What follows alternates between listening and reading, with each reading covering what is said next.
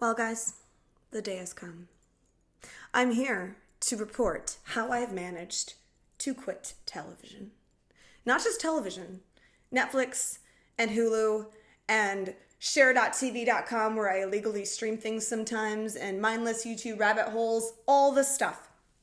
And it was very important to me that I make this video because a couple months ago when I started this journey, I was on YouTube trying to find inspirational stories of other people who had done this, and I couldn't find a lot. And most of them were saying things like, we got rid of our television. And I wasn't interested in, I don't think anyone really watches the actual TV box anymore, but most of us do binge watch seasons and are super addicted to it, and I wanted to quit. And so you guys saw on social media, I posted this little goal chart 3 days in. I don't know if you can see that. And I filled this in every single day, and I needed a 10-day goal chart because it was a challenge for me. And so I'm going to share in the video why I quit TV, how I quit TV, and then give some tips for you and kind of let you know how my life is better now. Infomercial like this no TV lifestyle, because it truly has been amazing. Okay, so I decided to go on this no more shows, no more TV, no movies journey a few months back earlier this summer because I just felt like I needed to take my life to the next level, and I saw that this was an area that was holding me back. And in fact, I needed to do this goal sheet because if I didn't, I knew I wouldn't complete it because I've tried things like this before and it lasts 3 days. And I found that my problem was that I would work really hard all day. I work from home. I'm often doing things that require a lot of mental energy. I have to be very focused. And then at night would roll around and my brain was just programmed to tell me, okay, Ariel, you worked hard all day. Now let's take a break and mindlessly find some stupid thing to watch. And this would start happening around 5 or 6 o'clock every day. I would just have this trigger okay, it's dinner time, sun's going down, wrap up the day, get on my computer. And sometimes it wouldn't even be watching shows. It would be going on Netflix and watching trailers and descriptions and reading reviews to try to figure out what show to watch. And I was raised not watching a lot of TV. We actually had a very strict half an hour a day max. And on Sunday mornings, we could watch an hour. So because of that, I think it made me now as a grown up kind of more prone to being addicted to television because growing up when my brain was being wired, all the circuitry and stuff, it was I was just taught to really value that precious TV and shows time. And now I'm a grown up and I can watch as much as I want. And so it's kind of been like sugar. I didn't get a lot. And then when I could have it, I didn't know how to set boundaries for myself. And so that's what this process has been. When I posted this goal sheet when I was 3 days in, I got some comments that were confused. And they were like, I don't understand why you would ever want to watch or quit watching shows. I don't understand. You are an artist making music. Shows and television are just other artists' creations. Why would you cut yourself off from that? I respect that, but that obviously means that that's coming from someone who doesn't have the struggle with it like I do. Because the way that I work is if I'm watching a show, I'm not just watching, I'm thinking about it. Sometimes I'll go to sleep thinking about where the characters are at in their story. And I'll wake up and I'll be like, oh my God, is Jessica going to survive that? I wonder what's going to happen next season. Where's this cliffhanger going?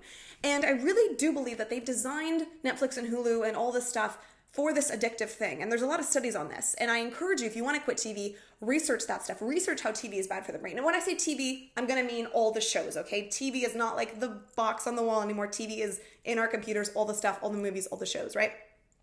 Research how that affects your memory, your focus, your self-esteem, your quality of life, because it really was negatively affecting my quality of life. And now that I'm a couple months pretty TV free, it's been amazing, and I'm really proud of myself for beating this kind of addiction. And I say addiction, but I don't mean I was watching hours and hours a day. I would maybe watch an hour a day, maybe an hour and a half if I was going crazy. But I wouldn't ever sit down and watch 8 hours or whatever. But still, that hour and a half was enough to where I knew I was just kind of shutting my life down early.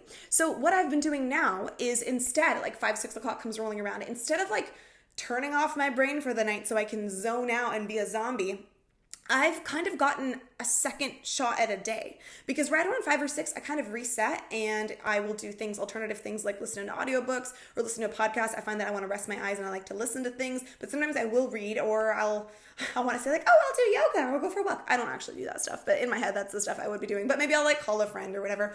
And that has given me a second chance at my day. And a lot of times around 7, 8 o'clock, I find myself immersed in a new creative project that I'm really excited about. And that would never come to me. The opportunity would never happen if I had just turned off my brain and started watching some stupid binge-worthy show. And so I've really found that I've been able to be way more creative and productive and feel better and like double my life and double my output, my efficiency and what I'm able to create, because I'm getting like, I want to say from like 5 to 11 o'clock every night, I've like got my life back. Because before, like, I would be lazy, I'd be scrolling, maybe I'd go to bed. Like, it just kind of turned my brain off, like I said, in the evening. And on tour, similarly, totally different schedule, but after like a really intense day with maybe like interviews and meet and greets and the show and like you're so focused, like my brain just wanted to like zone out. And so I'm really excited to test this on the road. This episode's going to be long because I haven't even gotten to the tactics, but there's a lot to share with you here. So let me just go through some of my list of how I've been able to quit this in case it's intriguing for any of you guys, and I hope you consider it because it's been really awesome in my life and I'm so proud of myself, like I said, and I wish I would have figured this out earlier, and I really hope that I stick to it. So I have found that I can replace some of the mental stimulation that I got from shows with books. And so in the beginning, I intentionally tried to read fiction books because I knew that my brain would crave being lost in a story, similarly to the way that shows and movies can provide. And so I read some fiction books just to kind of like get lost in that, like something kind of like addictive, like maybe like a murder mystery or like some suspense thing or anything where you like want to know what happens is kind of a good transition. And then that just was for a couple weeks. And then I decided like, no, I'm just going to read nonfiction because that's really like where my heart's at. Like I want to learn, I want to grow. And so I definitely encourage you to take the TV habit out and put in books as a replacement. Similarly, as I mentioned, the podcast and the audio thing, oftentimes I am kind of tired at the end of the day. And so I will sit in my office or lay down in my bed and just turn something on and let it play in the background. And usually it's very inspiring, it's motivating, it's educational. And sometimes it's so motivating that like, I think I'm tired and then I hear them say this awesome thing. I'm like, whoa, stop everything. And then like, that's the rabbit trail I go down and I implement that social media strategy that they talked about or that self-love tip or whatever it is. And I'm feeding myself and I'm growing. And then a really practical thing that I did on my computer was I installed the Block Sites Chrome extension. I will put it in the link below. And then if I ever felt tempted to like just, if I mindlessly went to netflix.com, like this pop-up would come up and saying, this site is on your block sites list, like nice try. And then it would be another like extra step because if I really wanted to do that, I'd have to like go in, unblock the site. And like, it kind of felt like I was cheating. And so that was just like an extra little like padlock between me and that show world. And usually I wouldn't break it. Also, the freaking goal chart. This freaking, what's it called? Thermometer chart is freaking a game changer. It reminds me of like when you're in kindergarten and you get gold stars for good behavior. I did not want to break this streak. And so I was determined for 10 days in a row to not watch any shows.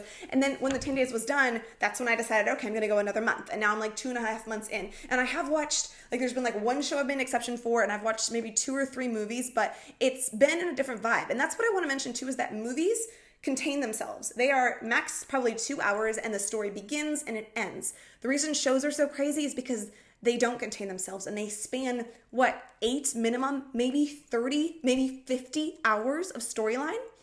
If your brain gets caught up in that story, like it has to have it. It has to know what happens. And especially if you've got like your friends and you're all talking about this, you feel like you're gonna be left out if you're not part of that, or if you're online community, like everybody's engaging, talking about the latest episode of something, you're going to feel like you have to do that. Like it's part of your survival. You're going to be on the outside of the tribe if you do not engage in tribe-like behavior. But I'm just telling you, you can get beyond that. And one of the most rewarding things about getting beyond that has been removing this concept of buffering. Buffering is a concept that Brooke Castillo introduced me to. I kind of call it tapping out because that makes more sense to me. But oftentimes I have in the past used other people's storylines, for example, through a reality show or just a really engaging show that people write to hook viewers in, like they hook me. I use those other people's storylines as a way to pause and tap out of my own life.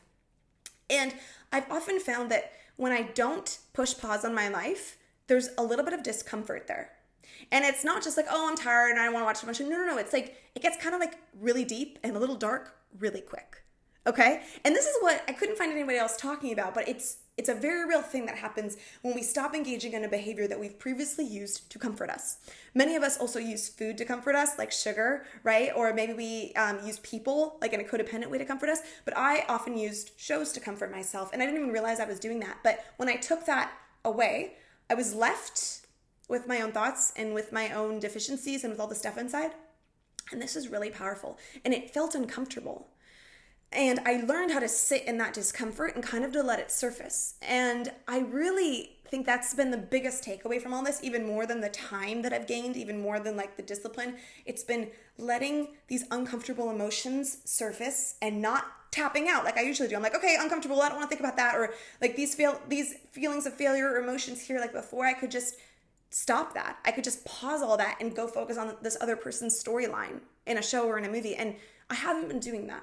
So that means the discomfort has been arriving and I've had to deal with it, which is uncomfortable. Discomfort is uncomfortable. But I realized that discomfort is also inevitable because I'm going to feel uncomfortable whether I face this now or whether it just runs in the background my whole life and I never deal with it and it just like zaps my energy and sucks me dry and steals my joy and my productivity. That's another kind of discomfort. And honestly, it's also discomforting to be sitting there watching a show knowing I'm neglecting something that I should be taking care of externally or internally. So the biggest gift has been learning how to sit with my thoughts in a new way and face some emotions that really only surface when you get quiet. Okay, so I know we took it like really deep, really quick, but if shows don't provide that for you, that level of comfort, maybe something else does. And if you can become the kind of person that doesn't buffer, that doesn't tap out of your life when it gets uncomfortable, but you stay in that moment of discomfort and you remember, I can handle this. I can feel any emotion on the emotional spectrum. I can handle it. It's a momentary discomfort inside of me.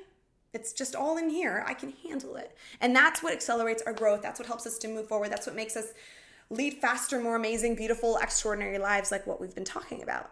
So I hope that gives you some ideas this week. I want to encourage you to give this a shot. If you think, okay, this is no big deal, try it. Like, let me know. Like, this is a big deal. Try it. Try it this whole week. I challenge you to 1 week, 7 days, no television, no Netflix, no shows, and no non-educational YouTube stuff. That's what I challenge you to do. And after this video, you're on YouTube right now, you're going to be challenged to like go click away and watch like some stupid 15-minute like cotton candy in your hair tutorial, which sounds amazing, by the way. But anyway, like that's where our brains are going to want to go. But I challenge you to do this and to sit with it. Cancel your cable. Cancel your Netflix subscription. Cancel your Amazon Prime Video subscription.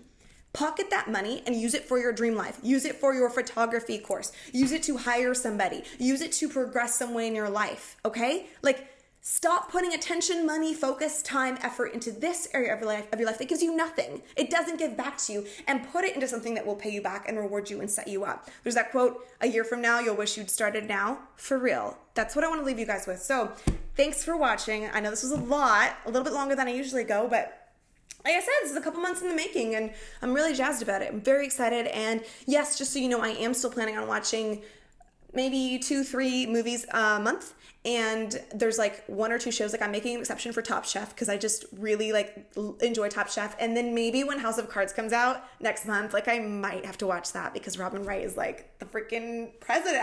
I don't know. We'll see. But thanks for watching. Leave me a comment if you're going to do the 7-day challenge and I can't wait to see what happens. Thanks, babes.